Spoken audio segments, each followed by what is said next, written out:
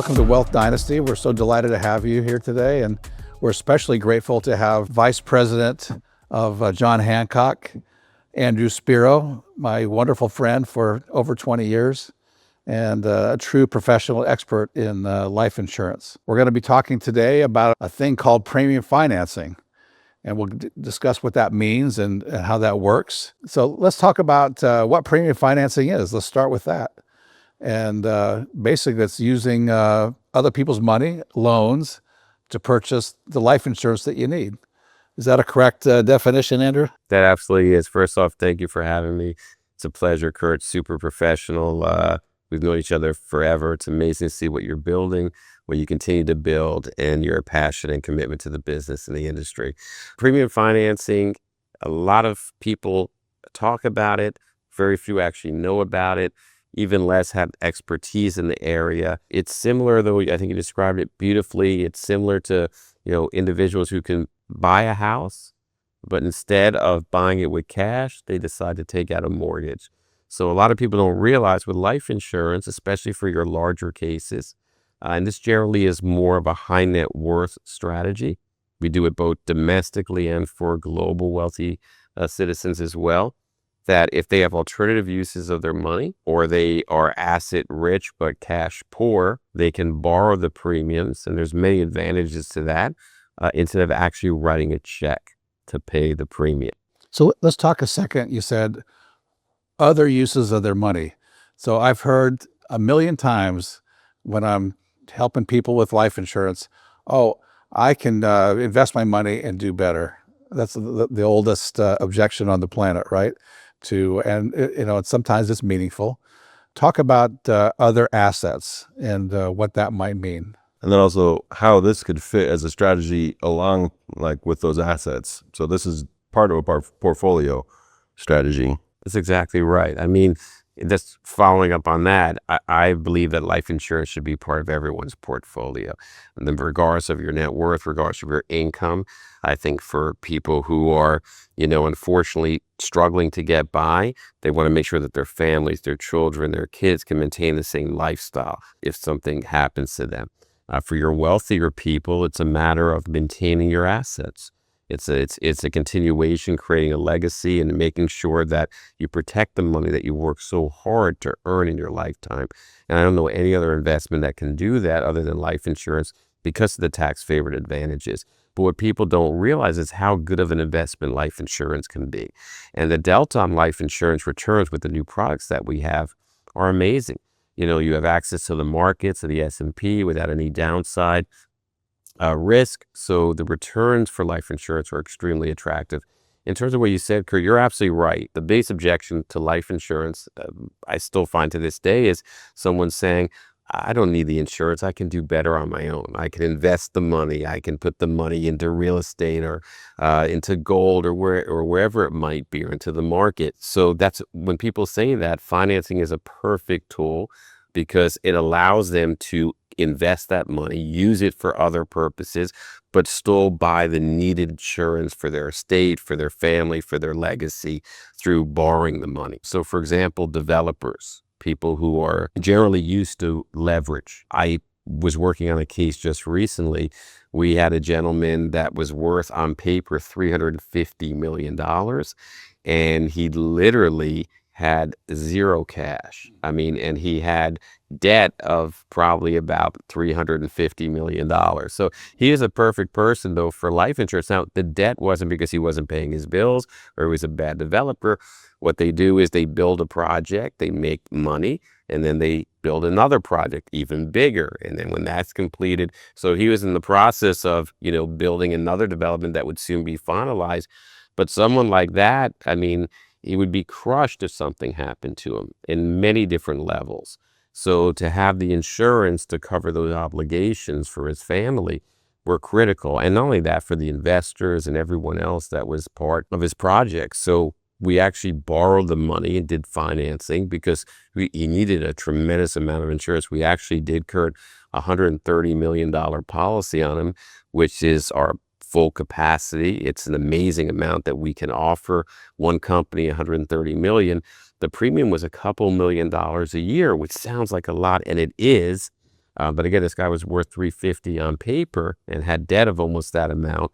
But when you borrow that premium, you're just responsible for the interest. Of course, you have to repay the loan, but in terms of you're just responsible for the interest. He also capitalized some of that interest because he didn't have the cash flow right now.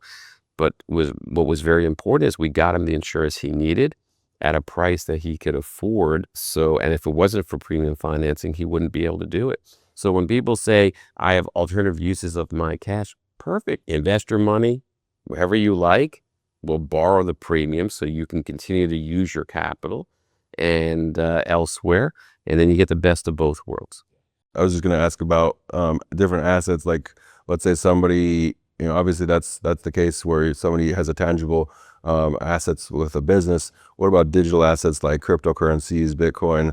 Would somebody be able, let's say you have $100 million worth of Bitcoin, would that person be able to finance premium somehow, or how would we? Welcome to Miami, right? Yeah, That's yeah. a very Miami question. We're going to get that in the comments. Although I should say maybe Miami and Puerto Rico. It seems like these guys are making so much money, they're all moving to Puerto Rico to avoid income The taxes. So there are institutions that will accept Bitcoin. They do discount it. Obviously under President Trump right now, this is a nonpartisan statement. There's a lot of sentiment that's very bullish on Bitcoin. I think they're going to even have their own fund. So we're not at the point, John Hancock, and I don't think the industry is yet, where we accept Bitcoin as payment, but who knows down the road. But Bitcoin can be used. And I'll tell you a case I just did recently. How many of our wealthy clients have second or third homes, property, right? So we had a client, he had a home in Aspen. Beautiful home, a home he bought for $5 million. I mean, we talked about inflation earlier. Take a guess what the property value is today. 15. I'm more. Wow. Yeah, he bought it for 5. He bought it like 20 years ago, but today it's worth, I think he said something like $35 million. Wow, yeah, my word, that's crazy. Now he doesn't want to sell the house. It's a family. It's a second home for them. Beautiful house. He doesn't want to pay the appreciation and taxes, but he doesn't want to sell it regardless, right?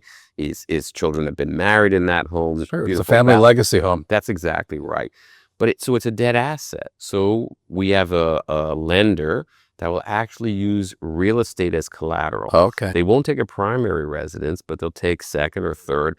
So if you think about that, you have a house that you want to keep. That Aspen's an amazing area that will continue to appreciate. The bank will give up to 65% of that value. Now, he had no mortgage on the property. It's important because the bank wants to be in first position, but they can loan up to 65%. So if there is a mortgage, they could theoretically take that position out, be first position, then provide the financing. But this gentleman couldn't believe it. He's like, I can borrow, I put my house as the collateral shortfall, and I can buy this $50 million policy and just have to pay the interest costs. And was it a ballpark of what would those interest costs be for a client in that situation approximately? Yeah, so interest rates are a little bit higher right now than they have been the past few years. He got a fairly good rate in today's environment at about 6.5%. The rate was a 1-year rate, and we do all believe, the Fed has come out and said that rates will go down. We expect reductions soon. I don't know if they're going to go down to the levels that we've seen anytime soon, but we do expect some decreases. So what we're doing is we're pairing the life insurance, the premium loan, with an index universal life contract.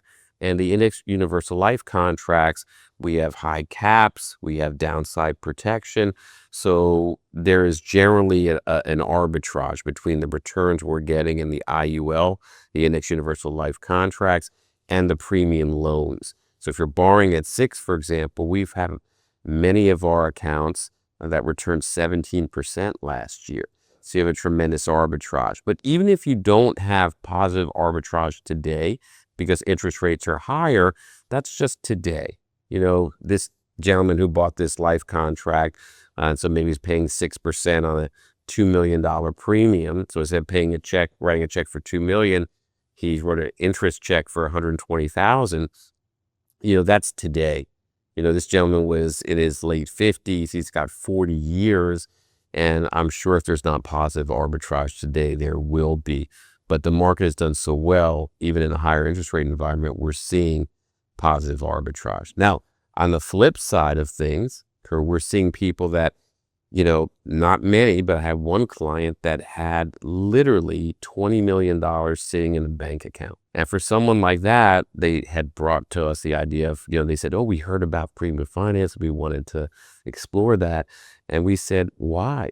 Why, if you have 20 million sitting there earning, a few percentage points taxable, why wouldn't you use that money to buy insurance versus borrow money, say at 6-7%? Didn't make any sense. So it just really depends on the person's portfolio. Well, so that's great. So depends on how they're invested in their other assets, real estate, possibly Bitcoin. They may have market assets they don't want to sell. Or it might not be a good time to sell. Well, that's the most important. I would say that's the most common, I should say. The majority our finance business is generally institutional driven, believe it or not, because someone over that's managing the money believes in the returns that they can get over time. And the clients get mostly attached to these accounts. I happen to be I invested many, many years ago into Google, and it's my largest single position. So I know when it's their quarterly earnings, we gather around with a family, and it's like the Super Bowl, and knock on wood, it's been actually performing really well lately because there's some anti-monopoly and antitrust things that they went in their favor. But the point being is that you do get attached, and you don't want to sell these stocks. And the asset managers don't want to necessarily sell or liquidate assets to buy insurance. So if you want to hold on to those assets, to be able to pledge that as collateral, borrow against that to buy the insurance is probably the most common transaction that we see. And over time, the returns should perform well. I mean, I think the worst market return over 30 years, it depends obviously which data points you read, but have generally been around, I think, 8-9%. So if you're borrowing at 6% today, you've got a nice arbitrage there. And with the IULs, where you have the index universal lives that we're buying, you have the nice floor of 0.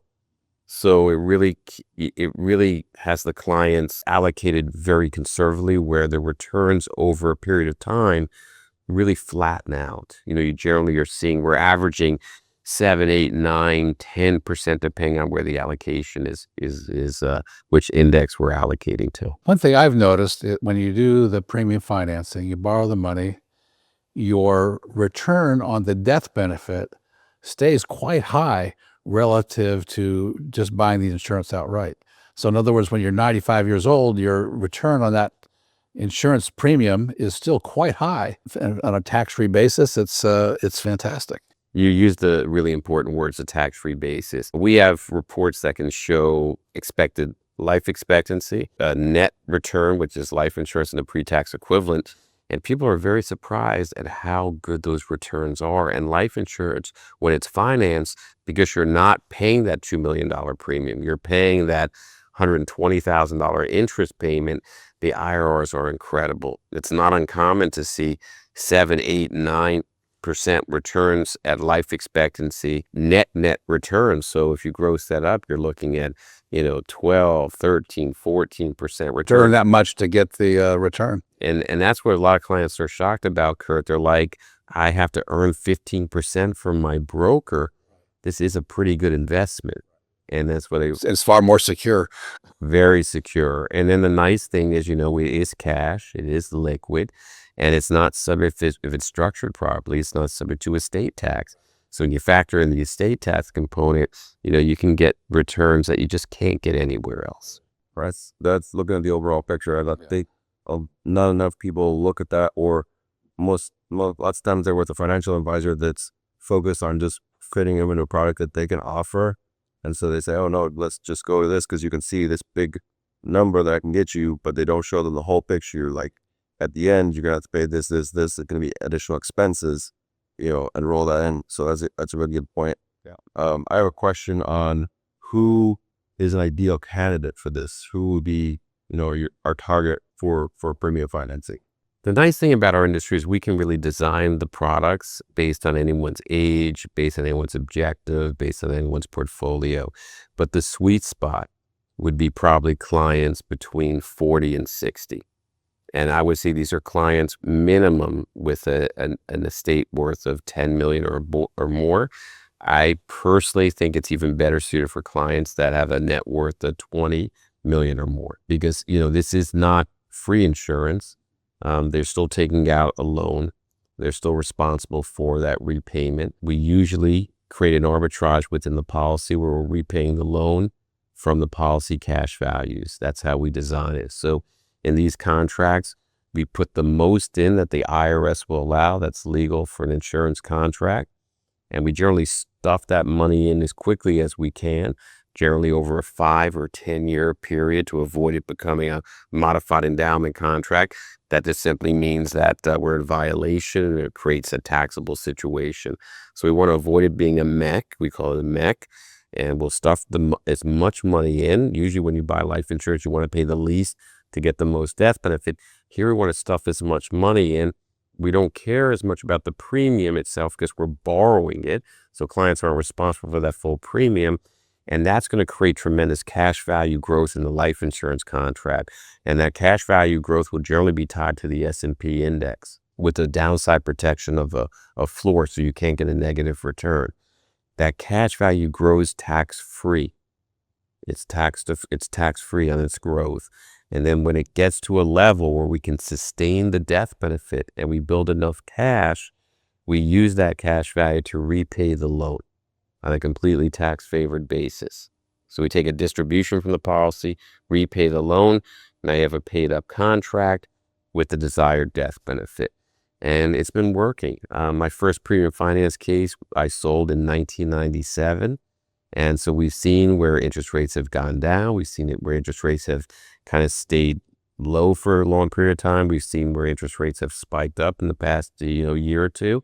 And the contracts, if we design it right, stress test it, run it conservatively, thoughtfully, we have found these, the clients are very happy. The performance has been great. It's really, candidly, it's been a godsend for many of our clients where they really need the insurance, and they either didn't have they had the on paper net worth, but not necessarily the cash flow to buy the premiums of what they needed. And I think that's really critical with premium financing.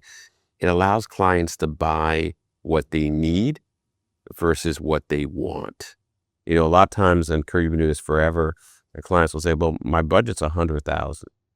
Well, maybe 100,000 buys 5 million of insurance, but their real need is 20. And so through financing for that same $100,000, they can buy that, in interest payments, they can buy that $20 million contract. And that would be especially powerful tool when somebody's buying a business from somebody else. If there's assets there and they don't want to tie up those assets, in the purchase of a business, for example, in insurance, to guarantee that they're going to get their money out of this, they can just do the premium financing. That could be a good application for that too. Yeah. So I got a scenario I just want to run by you. I'm just curious. Okay. Let's say we got a gentleman or a lady making, and she's 40 years old. Okay. She's a professional. She's earning $1 million a year. Maybe her assets are 5 million.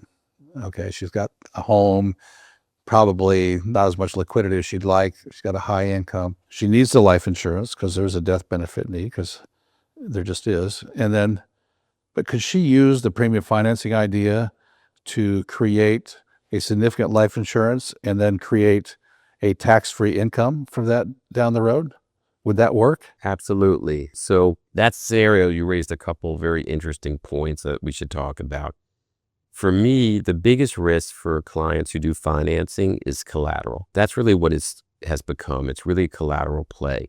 The interest, some pay full interest, some capitalize some interest, some levelize interest.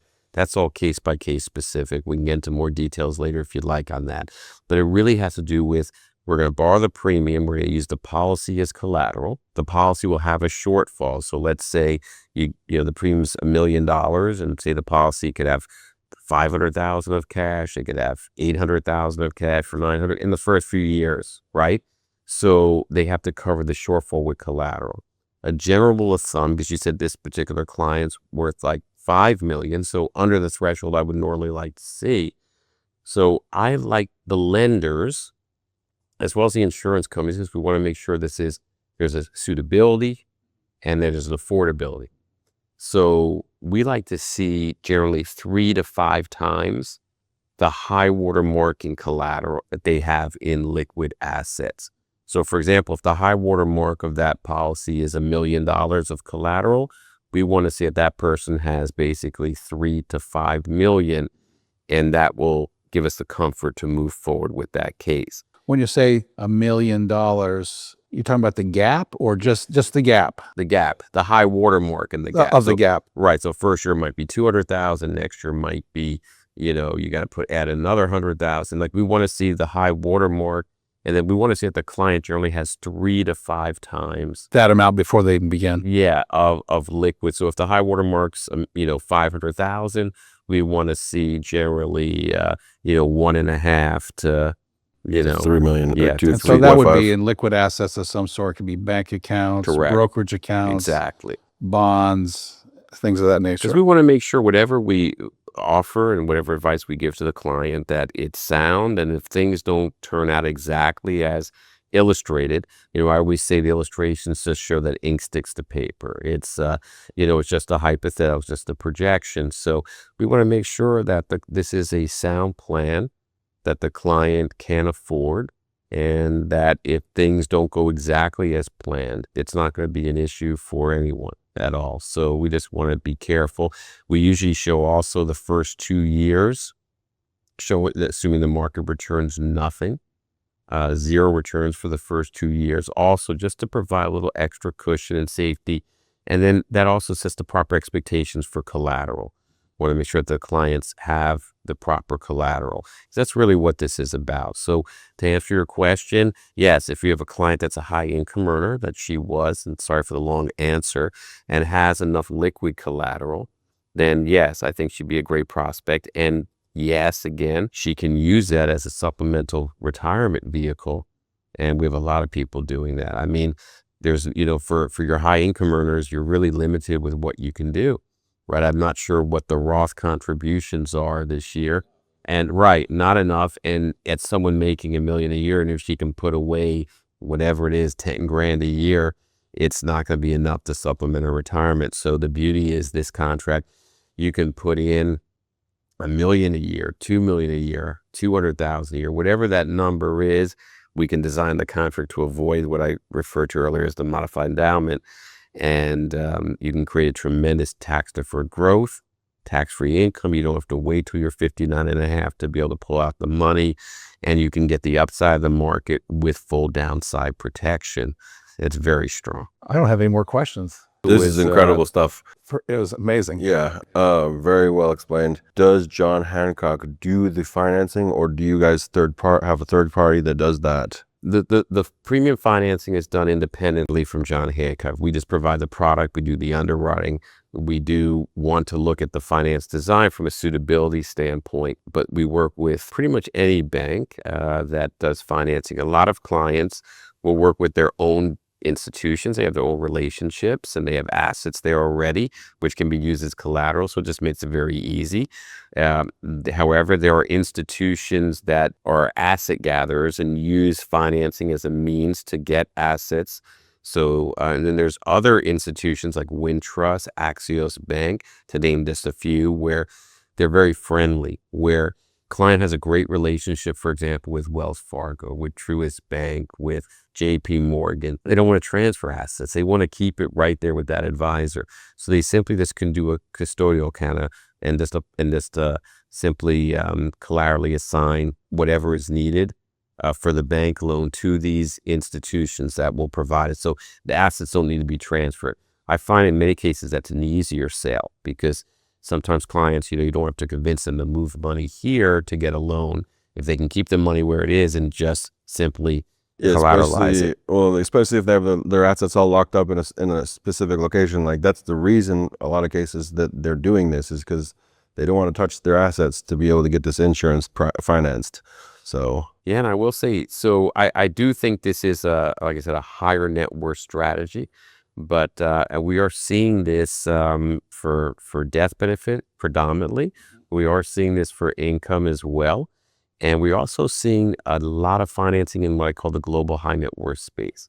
So a lot of foreign nationals, they maybe don't have the cash to pay the premium. They don't have the assets in the U.S., but they do have securities that are invested and other things that, as we discussed, they don't want to cash out, or properties here. And they're using that as collateral to fund the insurance. And it's really interesting because for the global high net worth citizen, they've got both potential U.S. taxes and then taxes potentially in their home country. So having the stability of U.S. currency as well as U.S. governance, very strong in that space as well. So see a lot of global high net worth citizens do premium financing as well. That's awesome. That's a lot of what we work with. So. But people often ask, does it make sense to premium finance in a higher interest rate environment? And my answer is yes, of course, based on the client's composition of their portfolio, their objectives, their risk tolerance. But one of the main things that are overlooked in the power of premium financing is that you're borrowing the money. So generally we have these set up where trusts own the life insurance policy to avoid the estate tax.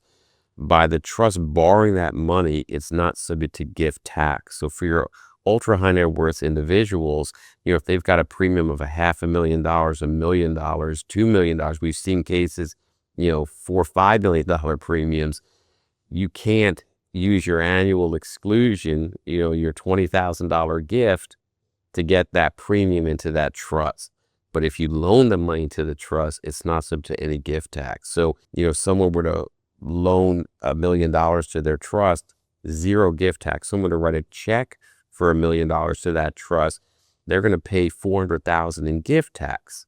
So no one's going to do that. So financing is very powerful because you don't have to worry about any kind of gifting. Interest is subject to gift, and that's why we can work with that interest payment, whether we levelize it, accrue some of it, to make sure that, again, no one's paying gift tax, because no one wants to pay gift tax to buy insurance. Yeah, so if there was 5 beneficiaries for an individual, they could give away $19,000 to 5 beneficiaries.